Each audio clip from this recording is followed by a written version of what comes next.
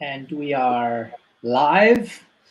Welcome everyone to Think Young's second policy discussion on hidden inventors. How can the EU promote inventiveness in youth?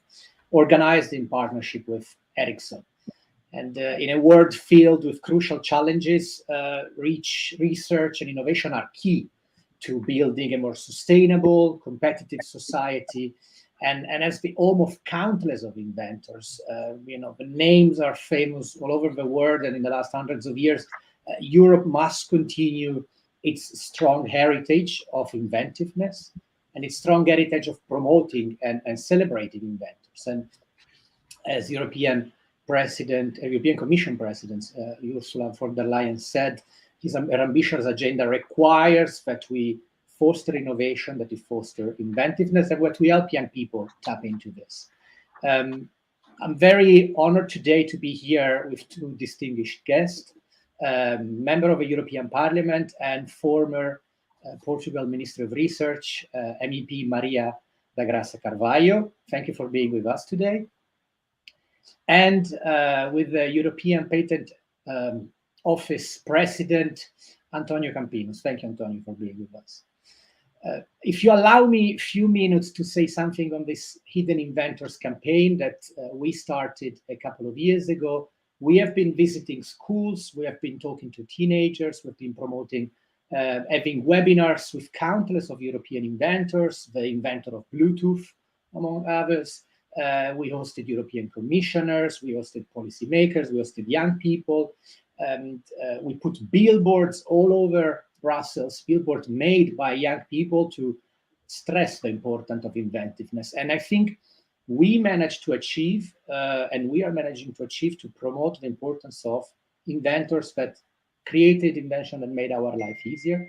But one thing was clear since we started this, we don't have to just work on the pipeline to make sure young people understand the importance of inventors. We also have to work on a strong IPR framework. Every invention doesn't come alone with a success. It needs a lot of team, a lot of effort, a lot of creativity, but also needs a clear legal framework that helps this invention to be protected in the moment that it's deployed, and make sure that inventors are given the right credibility and the right celebration for their invention. All our effort has also been put into a research paper on inventiveness and the importance of a divergent thinking among Europe, which you can find on the website, hiddeninventors.eu. But today, obviously, I don't want to take too much of your time, and I want to make sure we start giving the floor to our distinguished guests and our speakers. And MEP Carvalho, I will start from you. Young people today will be key to finding innovative solutions to fundamental challenges such as climate change, such as the innovation in the digital world. Empowering the next generation is vital to building a stronger future. How can we foster the next generation of European inventors through research and funding programs such as Horizon Europe, for example?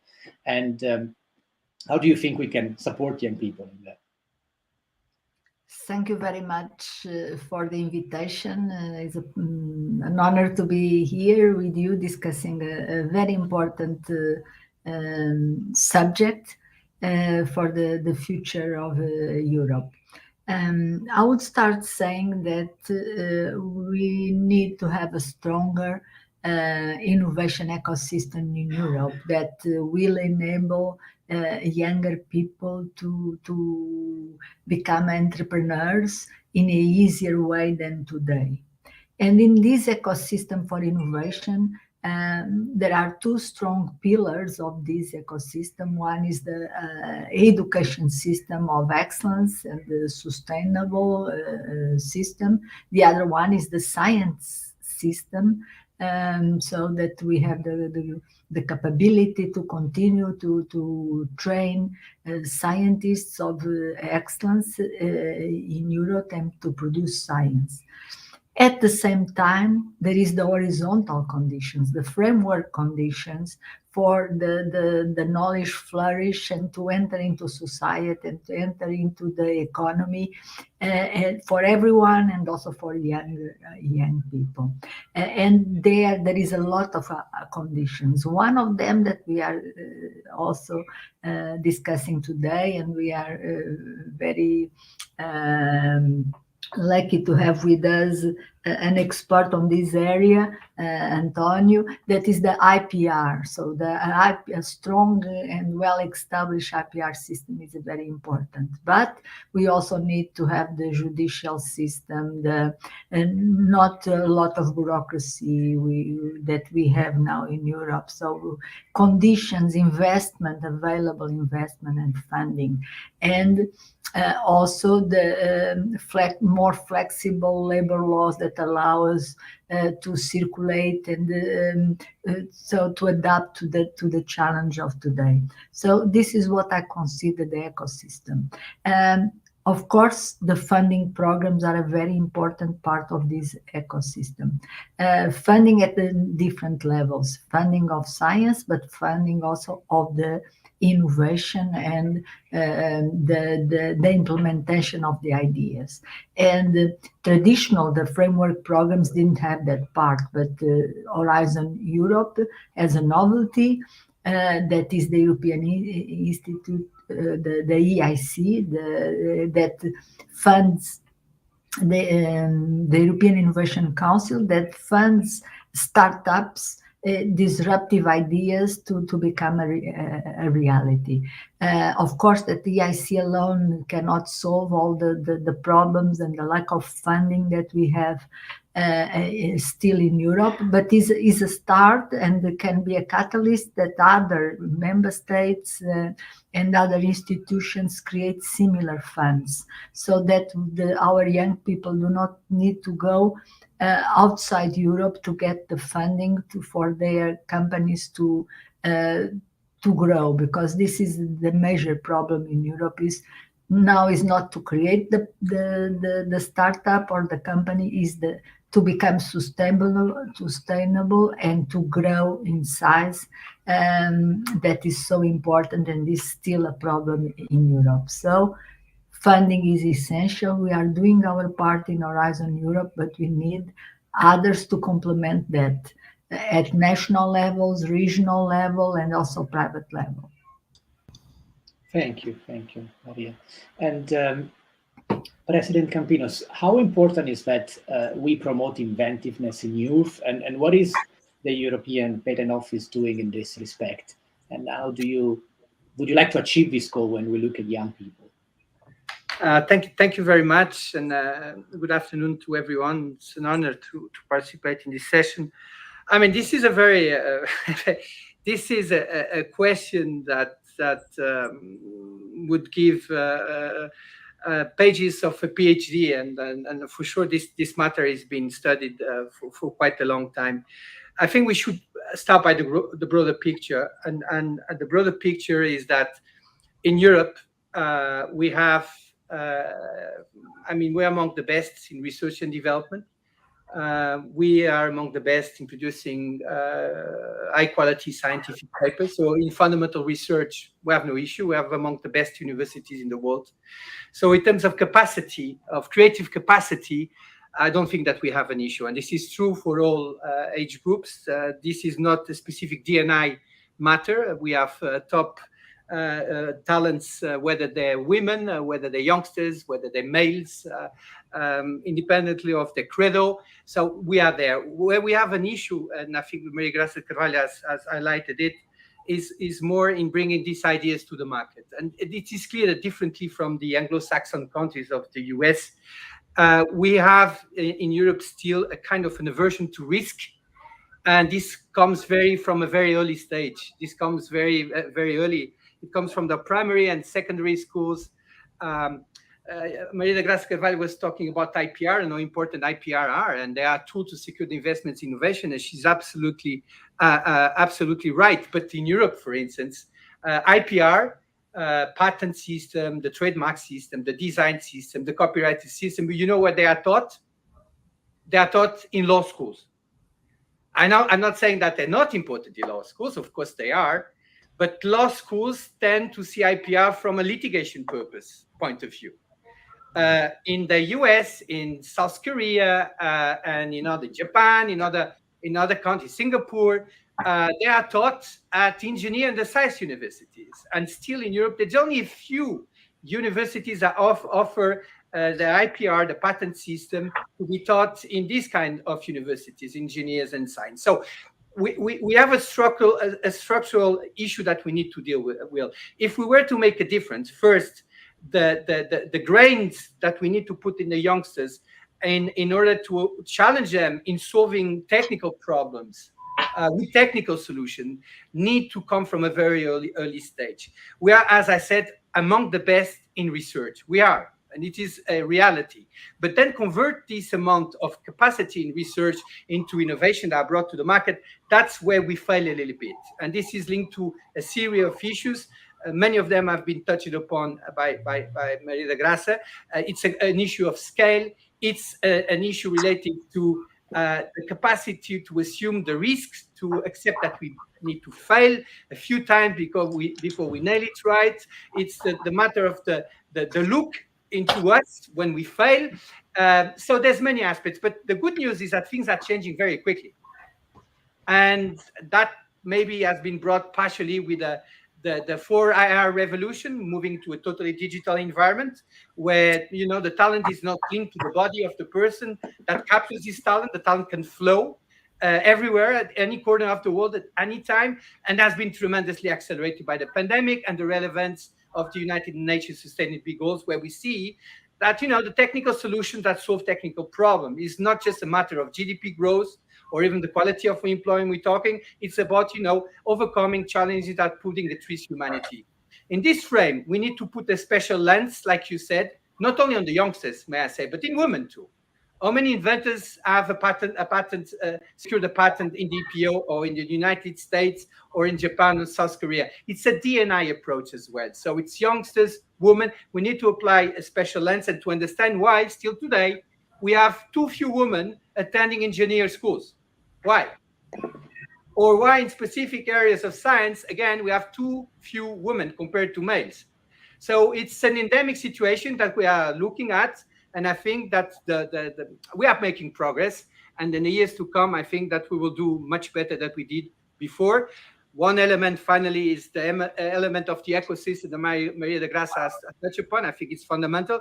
And the unitary patent, which is about to come, which allows you to secure the investments that you make in innovative new processes or new products by one single patent that covers today 15 countries, will be a major breakthrough, as well as the jurisdiction, the court that will be built upon this system. You will need to go to one court to have a decision of a patent which is secured in 15 countries. I will definitely help. Thank you, Antonio. Maria, if you look at what Antonio was saying about the market itself, and the bringing the innovation to market, there is a clear, important breakthrough. I mean, we're living in a world where there are technologies like artificial intelligence, quantum computing, biotech. We can name thousands of them, and the EU has an influence in some of them. In some of them, is ahead. In some of them, is behind. But there are, as you also mentioned, there are some pillars within the EU, the Horizon Europe, European Innovation Council, IPR, clearly intellectual property rights. What do you think would be the role of all these institutions to make sure that we can advance and increase the influence of Europe when it comes to technology? One fact that that is clear is that the countries that are doing better nowadays at the global scale are the ones that have a better capacity in the emerging technologies that you have mentioned, from AI, quantum computing, artificial intelligence, high performance computing. So really we need to, at the same time that we continue to broaden the scientific basis in general, we need also to concentrate in some key emerging technologies. And we have been doing that at European level in Horizon 2020 and in Horizon Europe, that are very balanced. We have the European Research Council that is a broad basis, horizontal. All the subjects are a priority equally. It depends only on the excellence of the idea and the excellence of the researchers. And the EIC the same. It is open to all the fields. But after we have certain areas that have priorities defined by the policymakers, and we have really both commission proposed by the commission, agreed by the parliament and by the council, concentrate in key areas that are very important for the future of Europe. And I would stress the importance, for example, of the public-private partnerships that are addressing these emerging technologies. I had the privilege to be the rapporteur of these partnerships, and from high performance computing to the hydrogen to the new ideas for aeronautics, for health, in global health, the new developments for pandemics, for AIDS, malaria, tuberculosis. So really key areas that we really need to push forward, and we need to push forward in terms of infrastructure. We still lack infrastructure for these emerging technologies to develop. In skills, we need to push the skills in this area, and on research and innovation, so that we have the capacity in these emerging technologies that will be so key for the economic development and for the regaining a fast growth of our economy. And I think that is going to be based in these new technologies. Having said that, there is one point that António Campinos has said that I want to also to stress, is the role of women. We really need to have more women in most of these technologies.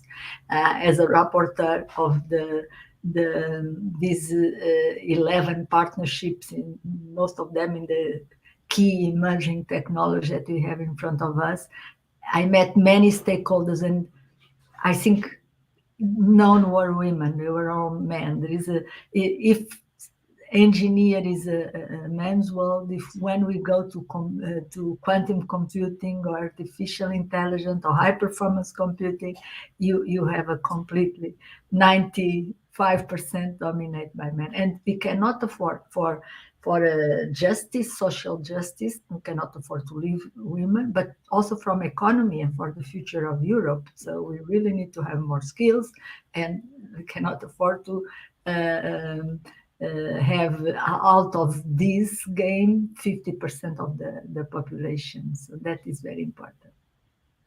Definitely, thank you. And I mean, it's something that you're saying on women. Definitely, it's also mentioned in the report we published on divergent thinking, where you clearly see from the result that, I mean, not everybody can be an inventor. That's a very unique thing. And it's obviously these outliers, the highest performance, are the one that you want to make sure that that put forward a pattern and try to be inventors. And usually one of the things that comes out is that people who are the one who perform the best, they are also the one who underestimate themselves. And definitely, when it comes to women, this is even more highlighted. So I think definitely the point both of you are touching here is something that we should definitely look at. And I mean, in the last couple of years of our campaign, we try to give visibility to women inventors as well and give role models. And I can promise we'll do more in the next campaign going forward to make sure this group definitely grow. And Antonio, there is one part that I think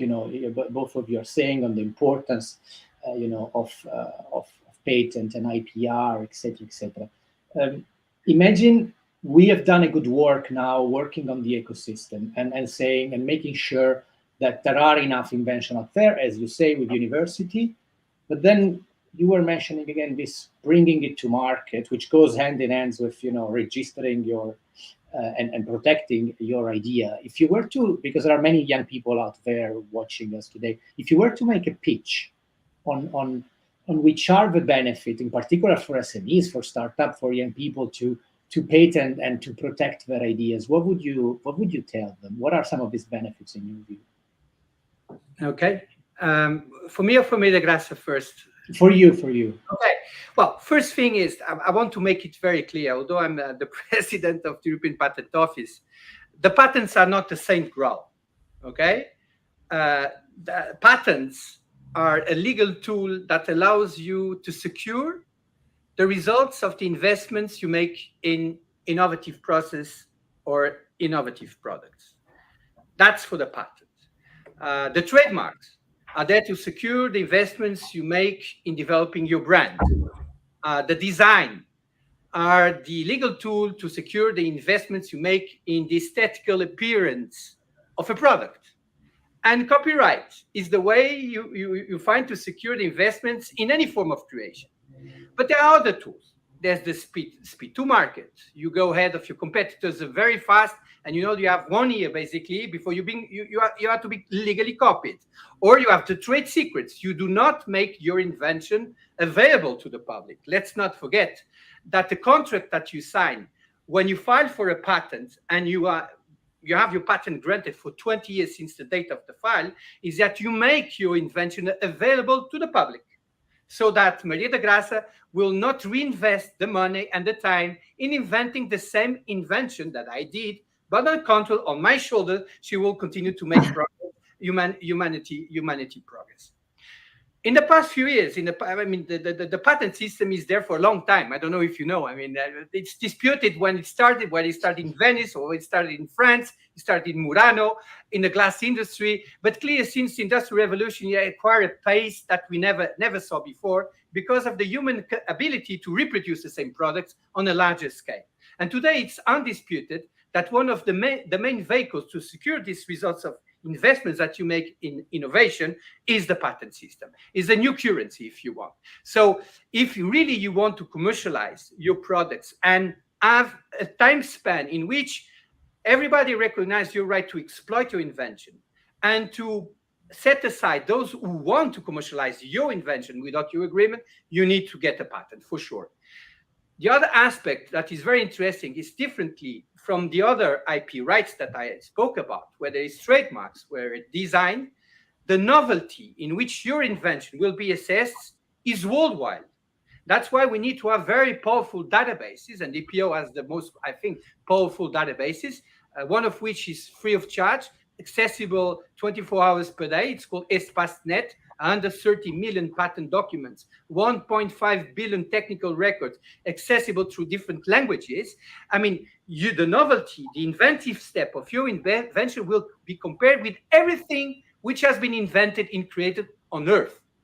So that gives you a little bit of security at the time when you want to commercialize your invention, when you want to seek for partners, where you want to exploit your invention in partnership in creating a startup, or in partnership or getting funds from Horizon Europe, or if you want to license your invention and through the payment of royalties to you entitle a company to exploit your invention. So it's a way to secure and monetize the results of your investments in innovation, and a recognized safer one compared to others.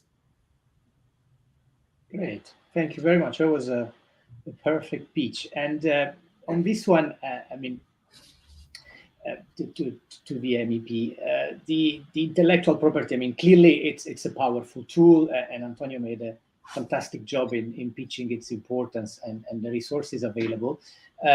EU and the European Union is fairly ahead in this, but clearly there is a lot of competition out there, and sometimes we could see in some areas the EU is falling behind. Sometimes also in ensuring that our IPR are respected. And how can the EU step up and fight against issues related to IP infringement, such as counterfeiting and privacy, and these kind of problems? It's for me, this question. Yes, sorry. Yeah, I will start, but I think António Campinos is the specialist in this area. But I think the European Commission, and with the support of the Parliament and the Council, has been doing a lot to strengthen the role of the patent itself. And now the efforts of Commissioner Breton on the unitary European patent is a very important one. So, and the importance was clearly already explained by Antonio. Of course, on the infringements, most of them will fall on the criminal law, and there we need a lot of collaboration between member states, and we also have the EU Agents for Criminal Justice Cooperation, the Eurojust, and the OLAF, the European Anti-Fraud Office, that can have a role in stressing and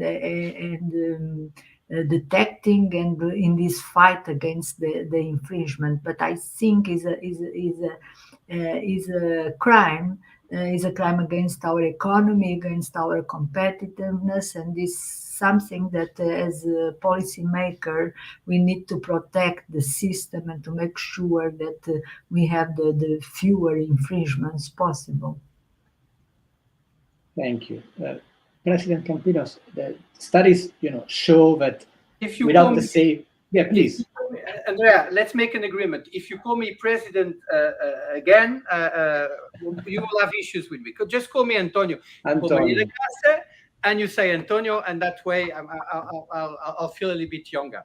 That part, the part of the infringement is part of my former life. In my former life, I was the executive director, if you want to have the accurate name, of the beautiful agency in Alicante, which we call the UIPO. And there we were luckily to have the backing of the Parliament when the Commission decided to entrust the UIPO with the IP Observatory on infringements in IP rights. Infringements in IP rights it's a vast conversation that would give the grounds for a new video conference session. Let's say that from my former life, what I learned is that there's different worlds. There's the physical world where you had the counterfeiting. Then came the digital world, and then you talked about piracy, and then you had the hybrid world in which you buy online and you get then the physical goods in the physical world. And these three worlds are different, and the way to tackle the issue is different. Like Maria de Graça said, it's a big issue. The counterfeiting itself as an illegal economic activity takes GDP from us. And as a consequence, we need to pay more taxes. If we were to finance the hospital, building the schools, building the roads, getting electricity, we need to pay for that. And of course, if part of this money goes to illicit activities, the citizen will have to pay more taxes. So that's a first element. So that's why it's a bad thing. But it gets even worse when we're thinking that this counterfeiting of the physical world can touch upon health and safety issues. It's the famous story is the counterfeited spare part of the Concorde that replaced a part of the wing that made that the Concorde crashed actually in the flight between Paris and New York, and that brought Air France to bring down the full program of the Concorde. But when you think about drugs, and you think about counterfeited drugs, you can see how far this story can go. And that's why at the UIPO level, we help to create this network that brings together exactly the agencies that Maria de Graça just referred to.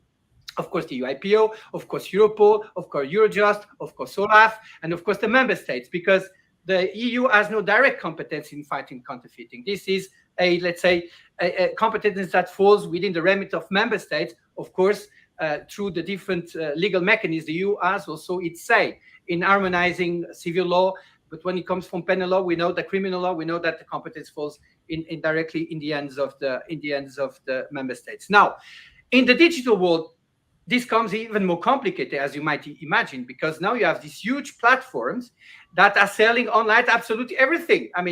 Most of us, even during the pandemic, we stopped shopping physically, I mean, and we got everything we needed through the digital platforms. And there, I think that it is recognized that these digital platforms that at the beginning were very reluctant in bringing down what they knew were counterfeited products in their platform, to bring up mechanisms to bring down themselves through takedown procedures and even other means to bring down a little bit these counterfeiting activities that occur in these platforms. Now, as to copyright is even more complicated, because I think that then the youngsters are listening to us.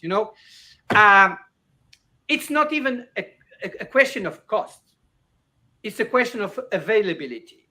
And copyright is still, despite the progress made at EU level, very fragmented. Copyright laws are national laws. And the big companies, when they move to digital offer, they like to fragment the markets, because by fragmenting the markets, they have, let's say, a better business model. But the youngsters, they will not wait for this offer to make available. That's why, for instance, when it came to music, and remember, good startups, EU startups like Spotify that became tens of billions worth big companies now, they start increasing this legal offer, which meant that the piracy over music has decreased vastly. And we're seeing that the same is occurring in the video offer. But 10 years ago, the market was so fragmented that the youngsters would say, when we would survey them, look, I have no offer. I want to have this offer at a competitive price. And if I don't manage to have it in Estonia, if I don't manage to have it in Portugal, if I don't manage to have it in Bulgaria, I will have access to it. And we all know, and those who are listening to me, they know that this is true. So I think that also there's a responsibility from the public sector, from us, from Maria de Graça as a policymaker, but there's a responsibility also from the private sector in making sure that they don't create the conditions for people and young people to do things which are not legal. Thank you. That was extremely clear, and definitely thank you also for addressing it in a way that our youngster can follow it and comprehend. In this one, I mean, you talk about the fragmentation, and I think, the European innovation area as well as the European education area would potentially help, not just, promote inventiveness, protect, invention, etc., etc. Maria de Graça, what would be the key action that would take to achieve the European innovation area and make sure that Europe can, withstand the challenges of tomorrow? For many years we developed the European education area and the European research area. Was recently that it was both from the Commission and member states and the Parliament that have pushed for the European innovation area. And it's one of the priorities for Commissioner Maria Gabriel now, to set up what is called the European innovation area. And why is this change? Is that because in the past we have considered that innovation was more a local and regional. Research would be global, European level, but when we come to innovation, that would be a more short-term application, local phenomenon. With emerging technologies, and recently we have seen that is not exactly like this. We have a much closer link between the fundamental research and its application. We could see that with the development of the vaccines, mRNA, many of the emerging technologies like quantum computing, you have the fundamental research and application done at the more or less the same time together in a completely dialogue. So we also have a global view for innovation and the European view for the innovation. And we need to have this innovation ecosystem. And it's exactly to promote the innovation ecosystem at European level, rooted in the regions and in the member states, but to have a more European vision that we really need to have the right ecosystem for innovation to develop, that the Maria Gabriela has pushed for the European innovation area. So it's something that it cannot be done only by the European institutions. A lot of actions need to be done by the member states and the regions, because it involves all these conditions that we have already discussed, from the IPR to the bureaucracy, to the right fiscal environment to promote investment in innovation. So all these conditions. So there will be actions to be done at European level, but also actions to be done at national, regional level, and at private level. There is a very important role of the private sector in promoting, in funding and promoting innovation. So it's important, is the missing key point that we had in our European construction in the area of knowledge, was this more European vision for the innovation, not to restrict the innovation to a local and regional element. Thank you. And Antonio, in this, let's say European view, harmonization, etc., I suppose there are two key parts, that interest your organization, the unitary patent and the unified patent court system, which again try to harmonize. How do you think these two, what's your assessment on that? How do you think these two can really impact inventiveness in Europe and in young people? Well, it was the unitary patent, for you to have an idea, is something that is discussed even before the CEE, the former EU, was created. After the people started debating that in 1947. And it took us more than 70 years to create the unitary patent. The last attempt was made during the Portuguese presidency. Can you imagine that? Back in 2007, I think 2007, we had the EU presidency, and the unitary patent court regulation proposal was launched. And it's funny because I was part of this presidency, and 2007. So 15 years after, I'm in the other side of the fence, and I will be called to implement the unitary patent.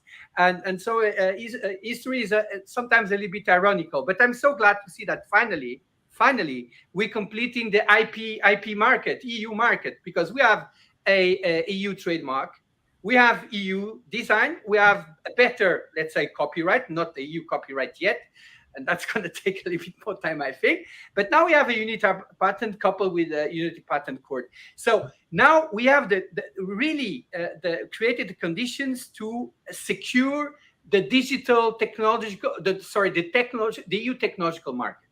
So one title covering now 15 countries, potentially 23, and one court that will decide on this patent, whether the patent needs to be upheld, whether it needs to be cancelled. So in terms of costs, the cost that Maria de Graça was saying, what the economists call the negative externalities, the cost of interacting with a public administration which is not consistent on the decision-making process, and so is not predictable, and that you need to go to 15 different public administration in order to get 15 patents over your invention, now finally is over. So you will go to the EPO, the EPO will search for your invention, will grant your invention, hopefully in amended form or as you have filed your patent, and then you will tick a box and you will say, I want to have a unitary effect, and the patent will be one legal instrument covering 15 countries for the price of 4 European patent classic applications. So for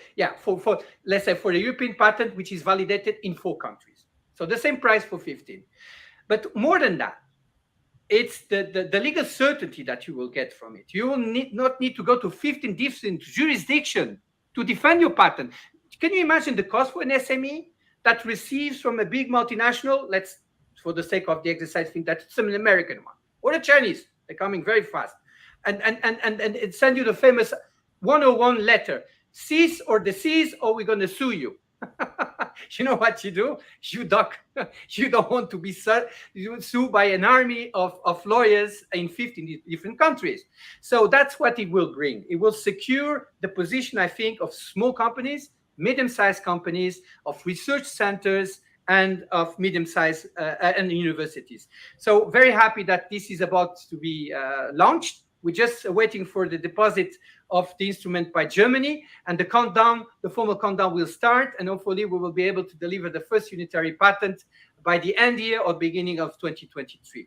Coming back to what Maria de Graça was saying, I think we have really good news in Europe, is when you see the amount of funds have been raised by startups, technological startups, by unicorns. Could you call them unicorns? 1 billion fund raised, or dragons in one row. I mean, this is multiplying by 7, 10 on a yearly basis, while in the US, which are well in the lead, it's only multiplied by 2 every year.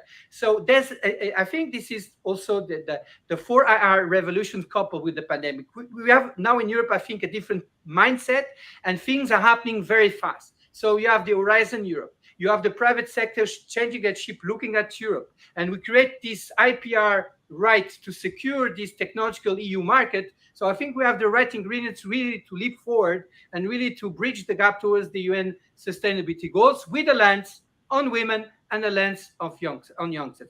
And let me make an announcement here, if I may. The 21st of June, Maria de Graça, we will have, I don't know how many editions we have of the European Inventor Award, but more than 10, I think. But we will launch this year the Young Inventor Award. So young inventors below 30 years of age, they will be competing to get a European award. This will be streamed live, so you will be able to follow us if you want, Maria de Graça, from Strasbourg, from Brussels, or from Portugal. And we will be very glad if you could do so. And all those who are participating in this video conference call, of course, 21st of June, please follow. You will see that we are not only focusing on patents, we are focusing on inventors, on inventions. If you happen to have a patent, better for you. But if you don't, you can still compete and get an award. Wonderful. Wow. Thank you very much for... Congratulations. Congratulations. Thank you very much for using our webinar to announce it. And I'm sure there are plenty of young people watching this now that are gonna, check it online, and plenty of young inventors that are gonna do it. And I can personally tell you, we'll be very happy to spread the news on our network as well. Please. Thank you, Andrea. And we will have that on a yearly basis. So those there who have the capacity to create and to invent, please, you can run for next year. Great. That's really wonderful and good to know. And I think everyone can also see the personal enthusiasm, of all the achievements. And you're right, I think the bit of enthusiasm, a bit of positivity when we talk about Europe is definitely more needed to promote and to stand up high as we should. Maria de Graça, one of the things that Antonio was mentioning, obviously, Horizon Europe. And in Europe, we were used to discuss over 100 million more, 100 million less, 200 more, 200 less. Suddenly, with COVID-19, there is an insane budget for several activities. Horizon Europe, 100 billion. So there is a lot of budget on the table. And what areas will the program focus on to encourage innovation and ensure that the funding is most effective put to place? As I have explained, there is a part of the program that does not set priorities, the European Research Council and the European Innovation Council. There is other parts that have they have priorities, and these priorities are set by the policymakers, as I have explained. In that part, you can have missions that is more oriented mission research, and the partnerships. On a broader category of topics, you can say that the one that has more budget is the health, the health sector. After you have everything related with energy and climate change and environment, oceans, water, the transport, the industry transformation. Third category is the digital. So we have a strong emphasis in all the key digital technologies. On the transport, you have the whole range of the transport sectors, from aviation to automotive to modalities of transport and systems, transport systems. And you also have the secure and inclusive societies, where you have all the social issues and also humanities. For the first time, and this is a novelty, Horizon Europe has considered culture and creative industries and sectors as a priority, as a separate priority. In Horizon 2020, it was spread around the program, but now there is a priority on culture and creative industry. And there you can have, combined with new technology, combined with digital, you have the possibility to have a lot of creativity, a lot of innovative ideas and startups in this area. So this is mainly the major topics that we have in Horizon Europe. And I want also to talk about an instrument that we have not yet talked, and that is one of the instruments of Horizon Europe, that is the European Innovation European Institute of Innovation and Technology, the EIT, that is organized in KICs, in Knowledge Innovation Community. There are already 8 KICs from the past, also on digital, climate, energy, raw materials, health, food, transports. And now for the next 7 years, I was also rapporteur of the EIT, of the strategic agenda. We have created 2 new KICs. One, the call is open already until recent, in 1 month more, exactly on culture and creative industries and sectors. And the second KIC, that it will open later, is a very important topic. I had a lot of fights to include that, because I think that is very, very important. It's on water, include the ocean, and so the blue economy. So we will have a KIC on that.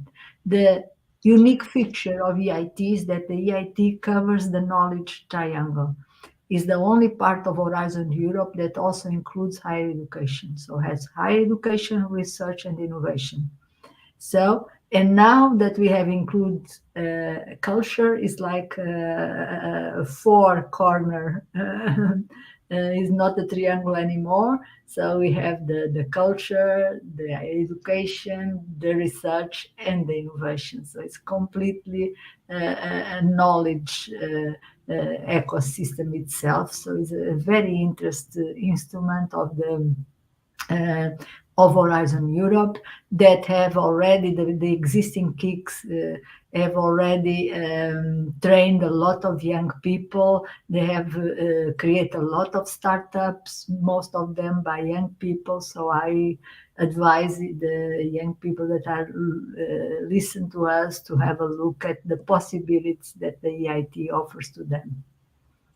Thank you very much, and thank you also for pushing for that, because the blue economy is definitely something, first, very important and for all of us, and second, very dear to young people. So I'm sure they would be happy to hear this. And Antonio, very last question. And Maria Graça just mentioned, importance of culture, of education. And do you think, if you look at the education system, and do you think we are teaching the right skills to our youth to be ready for the 21st century? And words, and any specific examples in terms of, how to help foster inventiveness, innovation, having more inventors. And you said it before, might be a topic of a PhD, this one probably of 2 PhD. But as a last one, if you were talking to some teenagers, which some might watch, or some parents, which could also be online probably now, what would you say about the current status of the European education system, and where would you change something? I think that we are in a as I said, in a transition phase that has been tremendously accelerated by the fourth industrial revolution. I think one of my preferred economists has always been Schumpeter with the theory of the disruptive innovation. So the innovation cycle destroys, creates, and it was very much applicable since the Industrial Revolution. And I think that with the fourth Industrial Revolution, we are in a permanent revolution. So there will not be the classical cycles. I mean, the revolution is here to stay.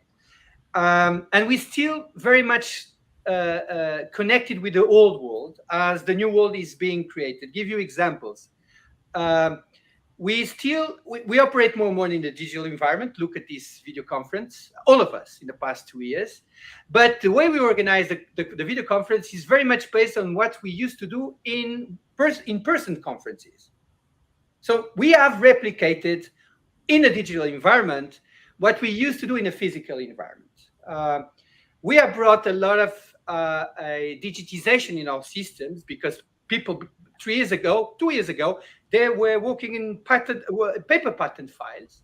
And the process and the procedures were, I was the first examiner examining your invention. I would hand it over to Brian, which you don't see sitting at the table. The second examiner would do his job, and then we would hand it up to Susie, which is on my left side. You don't see her. She would be the chairman of the decision, taking the final decision. And this was a process, a procedure that was organized because we had a circulation of paper. Now, what we did when we digitized our procedure and processes, what did we do? We did the same. So our processes are digital, but they follow the sequence in paper. So we have created a digital world on the shoulders of a physical world. And I think in the years to come, this is going to be totally disrupted. What used to be a sequence will be like parallel lines, not all starting at the same point in time. A second line parallel will start a little bit later, the third one a little bit later, but we will be all analyzing the patent file at the same time. We don't know to go through this sequence. The whole digital world which we have created has been created on the shoulders of the physical world. We are far from exploiting all the potential of this digital world. And that's what we're going to be doing in the next years. Oral laws, oral conception of the education system, our society functions, continues to be assessed through the lenses of the physical world where we used to live. And we just apply the digital lens. But the digital environment offers you so many great possibilities. Your talent is not linked to your body anymore. Can you imagine that? It can flow everywhere at any time, costs zero. You don't have to fly. You don't need to go to an hotel. You can reach out thousands of people. Once before you could put 20 persons in this room, I can put 20,000 persons in this room and have a conversation, kind of organized, of course, with 20,000 people. So when it comes to the education system continues to be a siloed system. Of course, there's beautiful experiments in the Nordic countries, we know that, and in many of our countries as well. But this system of having a law school, an economic school, an engineer A, B, C, D school, a science A, B, C, D school, and that you ask a youngster of 17 or 18, I've asked my kids, only 1 out of 3 know what they want to do. I mean, to know what they want to do at 17 years old, 18 years old, it doesn't work anymore. And to put our kids in a law school or an economic school or a philosophy no. I mean, we have skills. And when I look at professionals, just to tell you, when I look at people that I want to hire, I look at their CVs, and their CVs is not only based on their, their diploma. I look at their experiences. I look at the cultures, the languages, their experience. They work in NGOs for 3 years in Africa. They have set up a startup and they failed. They've done some research. I look at the richness of the person, and it doesn't come exclusively from the studies, at least the way they have done the studies. So I would militate in favor of credits like they have in the US, basically. I mean, do we want lawyers that cannot code AI in the future? Do we want that? Do we want that? Do we want, like Maria de Graça was saying, on the science part and the competitive side, we're looking into culture. The reality of the world has totally changed. And we need to embrace. It's going to take time because the foundations of our world, they're still very much physical. And we need to embrace, and it comes with fear, I understand, but we need to embrace all these opportunities that this digital environment offered to us. For instance, just for Maria de Graça to know, we're about to propose to our Administrative Council and in March that we allow our staff members, 6,000, that 3,500 in Munich, 2,500 in Munich, and a few hundreds in Berlin and in Vienna, to work 60 days per year from their own member state. So my examiners will be able to go to Porto, go to Lisbon, go to Braga, to Guimarães, to Lagos, to Portimão, to Faro, to Vila Real Santo Antonio, and from 60 days per year, 60 days, working days, they'll be able to work from there. And those who are living in Germany, basically they will be able to live everywhere in Germany, and they will be required to come 60 days physically to our office. So this is the new world I'm talking about. We need to be bold, and at least it will be a pilot. Let's see how it goes. But we learned from this pandemic because we all worked from home during 2 years. And we must not be afraid to really embrace this new world that's coming at us. And if we do so, we will be able to shape the future. If we do not do so, that the future is going to shape us. Thank you very, very much. Thank you, Maria da Graça, and thank you, Antonio, and thank you for everyone for watching this webinar and our incredible speakers. Thank you both of you also for taking this platform to announce a couple of good, launch of news and the new kick, as Maria da Graça said, and 21st of June, Young Inventor Award. So check out the EPO website, I would say, for the news to come out. And thank you, everyone. And see you soon on, keep following us with the Hidden Inventors campaign using the hashtag Hidden Inventors. And thank you to all the Think Young team who work behind the curtain in different places of the world, as Antonio just said, because that's what we're doing today. And thank you for the Ericsson team to also supporting us in this endeavor. And see you soon for the next webinar. Thanks a lot. Obrigado. Obrigado. Adeus. Thank you very much. Thank you. And can I just say a message to Antonio? Please. I just hope that some of your staff can work from my beautiful hometown in Alentejo. Of course. It's my preferred region, but I should not say these things. It's beautiful. For those of you, congratulations for your good work, and congratulations also for this initiative. Thank you very much. Obrigado.